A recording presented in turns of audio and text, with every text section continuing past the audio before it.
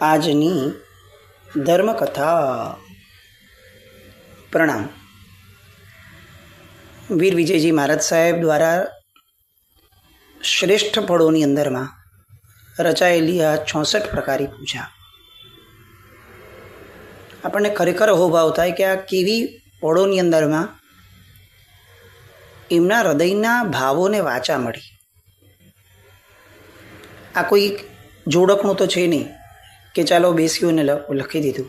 64 પ્રકારી પૂજા આટલી મોટી, અને એની અંદર 8 કર્મની દરેક પ્રકૃતિ, સ્થિતિ, બંધ, ઉદય, આ બધા અત્યંત મુશ્કેલ કહી શકાય, ટેકનિકલ કહી શકાય એવા વિષયોને આવરવાના, એમાં સંવેદના, ભાવ અને ભક્તિ મેળવવાની. અને આ બધું રચવા સમયે ક્યાંય વર્ષોના વર્ષો વીત્યા હોય એવી વાત નહીં. દૈવત્વ કેવું એમના હૃદયમાં, એમના હોઠમાં, એમના હાથમાં વસ્યું હશે કે એ પોતાના ભાવોને આટલા ઉત્તમ શબ્દોની અંદરમાં, ઢાળ રાગની અંદરમાં વાચા આપી શકે. આપણે નામકર્મની પૂજાની 5મી દીપક પૂજામાં પહોંચ્યા. દીપક પૂજા જ્યોતિ જગાવું, ઉત્તર પયડી તિમિર હરાવું, સાહિબ દે તે થિતિબંધ ખપાવ્યો, સેવકનો હવે લાગ તે ફાવ્યો. સાહિબા સંસાર અટારો, મોહના મુજ તારો. સરસ વાત. ભગવાન તે આ નામકર્મની જે સ્થિતિ હતી ઉત્તર પ્રકૃતિઓની, એ દૂર કરી. એ જોઈને મને ઇન્સ્પિરેશન મળ્યું છે કે હવે જો તું દૂર કરી શકે એમ છે તો હું પણ કરીશ. દીપક પૂજા શેની માટે કરું છું? તો કે તું જગદીપક છે એવું જાણ્યા પછીથી મને હવે એમ થયું કે તો હું પણ દીપક, નાનકડો દીપક બનવાનો પ્રયત્ન કરું. તે સૂર્યની જેમ આ જગતને અજવાળ્યું, હું નાનકડો દીપક થઈ અને મારી જાતને અજવાળું. આ મારી દીપક પૂજાનો ભાવ. અને અહીંયા એ જ અનુસંધાનની અંદરમાં વાત કરે છે કે ભગવાન, તમે નામકર્મની કેટલી બધી પ્રકૃતિઓ, સ્થિતિબંધ, એ બધાનો ખાતમો બોલાવી નાખ્યો એ કેવળ જ્ઞાન મેળવવા દ્વારા. એટલે હવે હું શું કરું? તમારા કેવળ જ્ઞાનની અનુમોદના જ કરું? તો કે ના, એ તો ખરું જ, પણ હું મારી જાતને ઇન્સ્પાયર કરું કે જો આ ભગવાન કરી શક્યા છે તો દોસ્ત તું પણ કરી શકીશ. કારણ કે આત્મા તો એમનામાં પણ છે ને તારામાં પણ એ જ છે. અને એટલે સાહિબ તે થિતિબંધ ખપાવ્યો, સેવકનો હવે લાગ તે ફાવ્યો. હવે અમારો વારો આવ. અને એટલે જ ભગવાનને કહે છે કે સાહિબા સંસાર અટારો, મોહના મુજ ભવજલ તારો.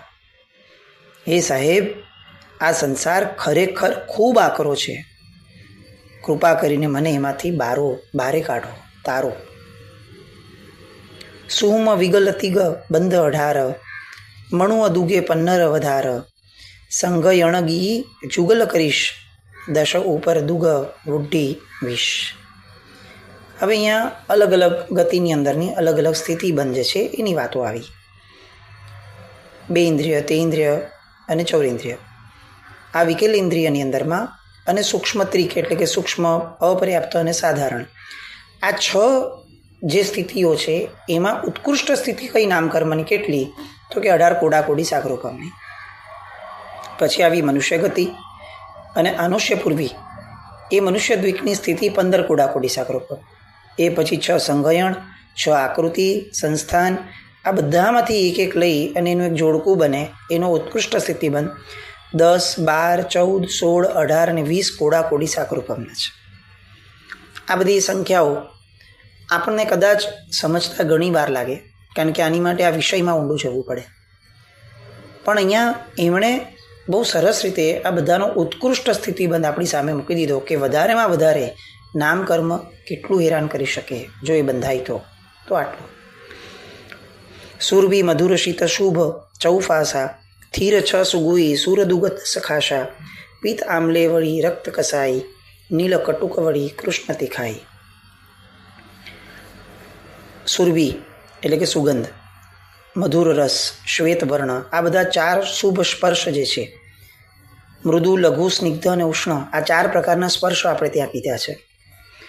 સ્થિર આદિ જે 6 નામકર્મો આપણે જોયા, સ્થિર નામકર્મ, શુભ, અશુભ, શુભગ, સુસ્વર, આદય અને યશ, શુભ વિહાયો ગતિ, દેવગતિ અને આનુપૂર્વી, આ બધા કર્મોની સ્થિતિ 10 કોડાકોડીની છે. પિત્તવર્ણ અને અમ્લરસ, રક્તવર્ણ અને કપાયેલો રસ, નીલવર્ણ અને કટુક રસ, કૃષ્ણવર્ણ અને તિક્રસ, આ બધા એની સ્થિતિ અનુક્રમે શું છે તો એ હવે આવશે. આ બધી ટેકનિકલ મેટરને આપણે જરાક સ્પીડમાં એટલા માટે જવા દઈએ છીએ કારણ કે આ સ્થિતિબંધ છે ઉત્કૃષ્ટ, જે આપણે ખરેખર આના ઊંડાણમાં આને ડેપ્થમાં સમજવા પ્રયત્ન કરશું ત્યારે જ એના રેફરન્સને પામી શકશું. 12.5 15 યુગ 1 17 20 28 વિવેકે વૈખરી નિરય તિરી ઓરલ દુગંકા તે અપણ અથિર છ તાસ તસ સાસ ચૌકા. 12.5 15 17 20 કોડાકોડીનો સાગરોપમનો આ 4 કર્મયુગલોનો સ્થિતિબંધ હોય છે. વૈક્રિય, નરક દ્વિક, તિર્યંચ દ્વિક અને ઔદારિક દ્વિક, તૈજસ આદિ 5નો, અસ્થિર આદિ 6, ત્રસ ચતુષ્કક જે આપણે જોયો, શ્વાસ ચતુષ્કક જે આપણે જોયો, શ્વાસોશ્વાસ, પરાઘાત, આતપ અને ઉદ્યોત નામકર્મ, એનો કેટલો હોય છે તો કે સ્થાવર કુખ ગઈ જાતિ પણિંદી પાપ ફરસ દુર્ગંધ એક અંધી 36 પૈડીને 20 શું જોડી સગલે સાગર કોડાકોડી. આ સ્થાવર નામકર્મ, અશુભ ખગતિ, પંચેન્દ્રિય જાતિ, 4 અશુભ સ્પર્શ, દુર્ગંધ, એકેન્દ્રિય જાતિ, આ બધાનો કુલ મળીને 36 પ્રકૃતિઓનો ઉત્કૃષ્ટ બંધ 20 કોડાકોડી સાગરોપમનો જાણો. અને હવે છેલ્લી ગાથામાં આહારક જીન નામ કરંતો સાગર એક કોડાકોડ અંતો જો જીન નામ નિકાચિત કીજે તો શુભ વીર હોવા ભવત્રી છે. છેલ્લી જે આહારક દ્વિક અને જીન નામ કર્મની સ્થિતિ અંત કોડાકોડી સાગરોપમની છે. જો કોઈ વ્યક્તિ આત્મા જીન નામ કર્મને નિકાચિત કરે તો જે રીતે વર્ધમાન સ્વામી ભગવાન ત્રીજા ભવે તીર્થંકર થયા એવી રીતે તે આત્મા જેઓ જીન નામ કર્મ નિકાચિત કરે છે તે ત્રીજા ભાવે મોક્ષને પામે છે. આ દીપક પૂજાની સ્થિતિબંધના નિવારણ માટેની આખી વાતો અહીંયા બહુ સરસ વાત કરે છે કે ત્રિભુવનના ઈશ્વર એવા શ્રી જિનેશ્વરના ચૈત્યમાં દીપ શિખાનું સ્થાપન કરવું તે સુંદર પૂજા છે. તે શું કરે છે? તે દેહનું તેજ વધારે છે, તે આપણા અંધકારને મિટાવે છે અને આ જગતની અંદરમાં શ્રેષ્ઠતમ એવા અભ્યંતર મંગળનું કારણ બને છે. અભ્યંતર મંગળ એટલે શું? આ એક શબ્દ કદાચ આપણી માટે નવો છે, આપણે એને આપણી ભાષામાં સમજીએ. બાહ્ય મંગળ એટલે શું? બધેથી બધું સરસ થવું, દરેક પરિસ્થિતિઓ આપણને અનુકૂળ થવી, એને આપણે બાહ્ય મંગળ કહીએ છીએ. આપણે ઘણીવાર કહીએ કે ભાઈ બધું સરસ મંગળ થયું. આવું મંગળ એટલે શું? તો કે બધું મંગલ રૂપે થયું. તો બહારનું બધું અનુકૂળ થાય એ બાહ્ય મંગલ, અને અંદરનું આપણું મન એ અનુકૂળ થઈ જાય દરેક પરિસ્થિતિઓમાં. કોને અનુકૂળ થાય? તો કે આત્માને અનુકૂળ થાય એ અભ્યંતર મંગળ. એટલે કેવું? કોઈકે આપણી સાથે નબળો વ્યવહાર કર્યો એટલે બહુ સામાન્યપણે અનાદિકાળનો સંસ્કાર એવો છે કે આપણને તરત નબળો વિચાર આવે, આપણને તરત એમ થાય કે હું એને બતાવી દઉં, એણે જે આપ્યું છે કમસે કમ હું એટલું એને પાછું આપું. આ સામાન્યપણે આપણી પરિસ્થિતિ હોય. હવે એવા સમયે જિનેશ્વર ભગવાનની પૂજા કરી છે અને એમની કૃપા વરસે છે તો શું થાય? તો એ થાય કે આપણું મન અંદરથી હવે એવી રીતે વર્તે કે જેમાં આપણું મોક્ષ નજીક આવે. એટલે શું થાય? કોઈકે આપણી માટે નબળું કર્યું તો આપણે એવું વિચાર્યું કે મારા કર્મથી જ અંતે તો થયું ને, મારું કર્મ ન હોત તો આ જગતનો દરેક વ્યક્તિ મારી યાર આવું કરત. પણ દરેક વ્યક્તિ નથી કરતો, એક જ વ્યક્તિ અત્યારે આવું કર્યું. કેમ આવું થયું હશે? બીજા બધા સારી રીતે વર્તે છે, આ એકલો જ કેમ નબળી રીતે મારી યારે વર્તે છે? તો ચોક્કસપણે મારા આત્માએ એના આત્મા સાથે કોક ભાવોની અંદરમાં કંઈક નબળું કર્યું હશે. કારણ કે જગત તો ન્યાયથી ચાલે છે, અહીંયા અન્યાયનો સ્કોપ જ નથી. તો એનો મતલબ કે અત્યારે આ ન્યાય પૂરો થયો અને હવે મારું મન એમ સ્થિર થાય. કશો વાંધો નહીં, ઉલટાકનું ભગવાનનો ઉપકાર ગણીએ કે એ કર્મ આપણું પૂરું થયું. અત્યારે મનુષ્યપણામાં આપણે વેઠી લીધું. તિર્યંચમાં હોત અને એણે કર્યું હોત તો ન આવી સમજણ હોત, ન સહનશક્તિ પણ આવી હોત, નવું કર્મ બાંધ્યું હોત. એના કરતાં અત્યારે સમજણનો બહુ છે, શક્તિવંત બહુ છે, પરમાત્માનું શાસન મળ્યું છે. તો ઠીક ને. હવે ભાઈ એણે કર્યું, એ જેમ ખુશ થતો એને તો એનો થવા દો, આપણે શું, આપણું તો કર્મ પૂરું થયું ને. આવું વિચાર અંદરમાં જ્યાં ઊભું થાય, આવા વિચારનું એક દળ ઊભું થાય, બળ ઊભું થાય, એને અભ્યંતર મંગલ કહેવાય. અને ભગવાનની ભક્તિ, ભગવાનના ધર્મની સેવા શા માટે કરવાની છે? ગુરુ ભગવંતોના મુખેથી માંગલિક કેમ સાંભળવાનું છે? કારણ કે અંદરમાં આવું અભ્યંતર મંગલ ઊભું થાય. અને આ દરેક પર્યાયમાં, આ તો એક આપણે નાનકડું એક્ઝામ્પલ લીધું, કોઈ પણ પર્યાયની અંદરમાં આપણું મન આત્માને અનુકૂળ થઈને વિચાર કરે, એ અભ્યંતર મંગલ છે. આપણને વિકલ્પ ન ઉઠે, સંકલેશ ન થાય, આપણને કોઈ પ્રત્યે અભાવ ન થાય, દુર્ભાવ ન થાય, આપણો ઉલ્લાસ વધતો રહે. પરમાત્માની સેવા કરવા જવું છે અત્યારે, જેને આપણે પૂજા કહીએ છીએ તે, અને મનમાં ઉલ્લાસ જ નથી પ્રગટતો, સામાન્ય રૂટીનની જેમ આપણે વયા જઈએ છીએ, તો આ શું છે? તો આ અભ્યંતર અમંગળ છે. તો ભગવાન પાસે જતાં ભગવાનની આગળ જ માંગવાનું છે કે ભગવાન તારી પાસે આવવા માટે જ મને તું મારું અભ્યંતર મંગળ આપ. કઈ રીતે? તો કે મારામાં વીર્યોલ્લાસ પ્રગટાવ, મારામાં એવો ઉલ્લાસ આપ કે હું તને સેવા કરવા માટે, તને સ્પર્શ કરવા માટે આવું ત્યારે મારી મારી રોમરાજી વિકસ્વર થતી હોય. આવું થાય તો એ મારું અભ્યંતર મંગળ છે. તો અહીંયા દીપક પૂજાને આવા અભ્યંતર મંગળનું કારણ કહ્યું છે. શુદ્ધ અને પવિત્ર મનમાં પ્રગટેલા આત્મજ્ઞાનના ઉજ્જવળ દીવાઓ વડે પાપના પતંગિયાઓને જળ મૂળથી બાળી નાખીને જેઓએ પોતાનું નિર્મળ પદ મેળવી લીધું છે, એવા સહજ સિદ્ધ ભગવંતોને હું પૂજું છું. ઓમ હ્રીમ શ્રી પરમ પુરુષાય પરમેશ્વરાય જન્મજરામતિ નિવારણાય સ્થિતિબંધ નિવારણાય શ્રીમતે વીર જનેન્દ્રાય દીપમ યજા મહે સ્વાહા. આ નામકર્મની સ્થિતિઓ જે પણ છે એ બધાના બંધને નિવારવા દીપકની પૂજા પરમાત્માને સમર્પિત કરીએ છીએ. હવે આવશે છઠ્ઠી અક્ષત પૂજા. વન્ન ચૌતેય કમ્મણ અગુરુ લઘુ નિર્માણ ઉપઘાત નવધ્રુવ બંદી છે અડવન્ન અધ્રુવા જાણ. નામકર્મમાં વર્ણ આદિ 4 એટલે વર્ણ, ગંધ, રસ અને સ્પર્શ, તેજસ અને કાર્મણ, અગુરુ લઘુ, નિર્માણ અને ઉપઘાત, આ 9 પ્રકૃતિ જે છે એ ધ્રુવબંધી છે, બીજી બધી અધ્રુવબંધી છે. તો આ અહીંયા શેની વાત કરે છે? તો અત્યારે અક્ષત પૂજા શેની માટે છે એની વાત આખી ચાલુ કરે છે, ધ્રુવ અને અધ્રુવના આમને. અક્ષત પૂજા જીનની કરતા નામ કરમ ક્ષય જાવે, નામની સર્વ અઘાતી પયડી વર્તે નીચ નીચ ભાવે રે. પ્રાણી અરૂપી ગુણ નિપજાવો, પૂજ્યની પૂજા રચાવો. કેટલી સરસ વાત. જેને પ્રભુની અક્ષત પૂજા વડે નામ કર્મક્ષીણી થાય. નામકર્મની બધી પ્રકૃતિઓ અઘાતી છે, એટલે એ પોતપોતાનું કાર્ય કર્યા કરે, એ કંઈ ઘાતી નથી. હવે એના કારણે અહીંયા પ્રેરણા કરે છે કે હે પ્રાણી, તમે પૂજ્ય એવા પ્રભુની પૂજા રચો અને પૂજાના ફળ સ્વરૂપે, આ અક્ષત પૂજાના ફળ સ્વરૂપે શું પાવો? તો કે આત્મામાં અરૂપી ગુણ પ્રગટ કરો. પ્રશ્ન થાય, આત્મા તો અરૂપી જ છે, આત્મા તો રૂપી આમ પણ નથી, તો અરૂપી ગુણ પ્રગટ કેમ કરવો આત્મામાં? એ કઈ રીતે કરવો? અને ત્યારે બહુ સરસ વાત આમાંથી સ્પર્શે આપણને. આપણે રૂપીની પાછળ જે ઘેલા છીએ, રૂપીની પાછળ અનાદિ અનંત કાળથી જે આકર્ષિત થયા છીએ, એની જગ્યાએ હવે અરૂપીની પાછળ આકર્ષણ જગાવવા માટે અક્ષત પૂજા કરવાની છે. આ રૂપી એવા અક્ષત એ મને અરૂપી એવું સિદ્ધપદ આપવાના. તો એનો મતલબ એ થયો કે રૂપીના આધાર ઉપર અરૂપીને પામવાની સાધના કરવાની છે. આખો ને આખો આપણો ક્રિયામાર્ગ એ આ એક વાક્ય ઉપર છે. રૂપીના માધ્યમે અરૂપીની સાધના.